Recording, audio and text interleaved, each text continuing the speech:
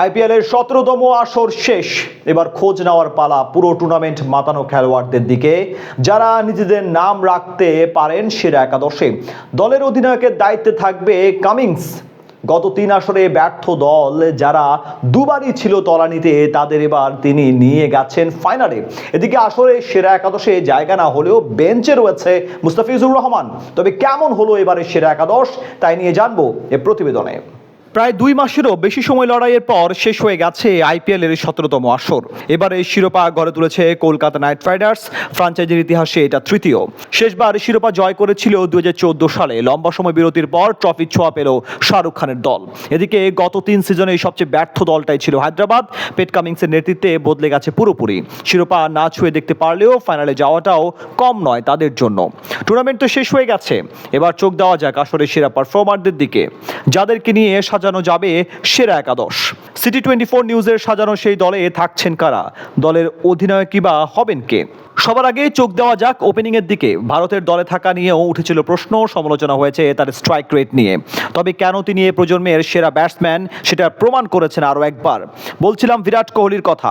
15 ম্যাচে 154 স্ট্রাইক রেটে করেছেন 741 রান। না সুযোগ দিয়েছেন রান নিয়ে সমালোচনার, না সুযোগ দিয়েছেন স্ট্রাইক রেটের। আসরের সর্বোচ্চ রান সংগ্রহ করে হয়েছেন অরেঞ্জ ক্যাপ উইনার। প্রথম ভারতীয় হিসেবে এই পুরস্কার দ্বিতীয়বারের মতো জিতলেন তিনি। ওপেনিংয়ে তার পার্টনার রাখা হয়েছে সুনীল নারায়ণকে।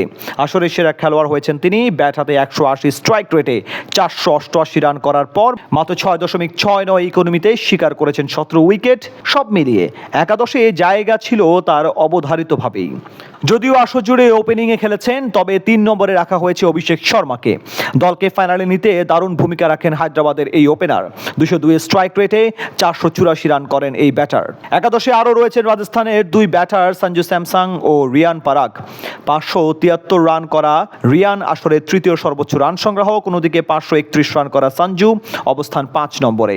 দলকে প্লে অফে নিতে ভূমিকা ছিল 2 জনেরই। এদিকে ব্যাট হাতে ঝড় তোলা নিকোলাস পুরান আছেন একাদশে। 60-এর উপরে গড় ও 178 স্ট্রাইক রেটে 499 রান করেছিলেন তিনি। একাদশের তৃতীয় বিদেশি হিসেবে আছেন তার স্বদেশী আন্দ্রে রাসেল। 222 রান করার পাশাপাশি 19 উইকেট শিকার করেছেন তিনি। বোলারদের মধ্যে 3 জন রয়েছেন ভারতীয়। পার্পল ক্যাপ জয়ী হার্শাল প্যাটেলের সাথে আছেন শিরোপা জয়ী বরুণ চক্রবর্তী ও জাসপ্রীত বুমরা। এদিকে দলের অধিনায়ক হিসেবে রাখা হয়েছে পেট কামিন্সকে। 18টি উইকেট শিকার করা কামিন্সকে অবশ্য পরিসংখ্যানে মাপা যাবে না, কারণ গত 3 মৌসুমে 2 বার তলানিতে থাকা দলকে ফাইনালে নিয়ে যাওয়া অবশ্যই অসাধারণ কাজ। এজন্যই তাকে বেছে নেওয়া হয়েছে অধিনায়ক হিসেবে। একাদশে 5 জন সাবস্টিটিউট খেলোয়াড় হিসেবে আছেন মুস্তাফিজ, ত্রবিস হেড, চাহাল, জয়সওয়াল ও ঋষভ পান্থ।